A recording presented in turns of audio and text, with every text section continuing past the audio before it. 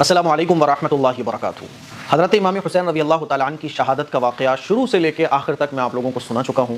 آج میں آپ لوگوں کو سناؤں گا کہ شہادت کے بعد کیا ہوا۔ ظلم کی داستان ابھی ختم نہیں ہوئی، ابھی ظالموں کو سکون نہیں ملا۔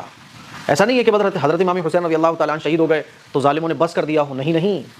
حضرت امام حسین رضی اللہ تعالیٰ عنہ کی شہادت کے بعد ابھی تو اور بھی ظلم کی بڑی داستان ہے۔ 10 محرم یوم عاشورہ کو حضرت امام حسین رضی اللہ تعالیٰ عنہ ظہر اور عصر کے بیچ میں شہید کر دیے گئے۔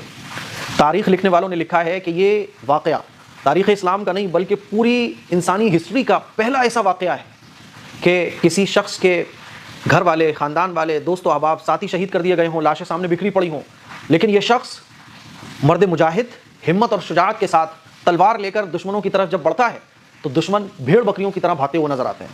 حضرت امام حسین رضی اللہ تعالیٰ عنہ 57 سال کی عمر ہے، 3 دن سے پانی نہیں ملا، کھانا نہیں ملا، بچے شہید ہو گئے، ساتھی شہید ہو گئے اور دشمنوں کا ہزاروں کا لشکر سامنے ہے، لیکن بہادری اور ایمانی طاقت دیکھیے کہ جس طرف تلوار لے کر جاتے ہیں بھیڑ بکریوں کی طرح سب بھاگتے ہوئے نظر آتے ہیں۔ جب شمر نے دیکھا کہ حضرت حسین رضی اللہ تعالیٰ عنہ تو قابو میں نہیں آ رہے ہیں تو اس نے پھر سب کو یہ کہا کہ سب مل کر حملہ کرو، اور پھر ان کمبختوں نے، کمینوں نے مل کر حملہ کیا اور حضرت امام حسین رضی اللہ تعالیٰ عنہ کو شہید کر دیا۔ انا للہ و انا الیہ راجعون۔ جسم پر 35 زخم نیزوں کے تھے، 35-36 زخم تلواروں کے تھے اور ان گنت زخم تو تیروں کے تھے، جو تیر چلتے ہیں نا وہ زخم تھے بدن پر۔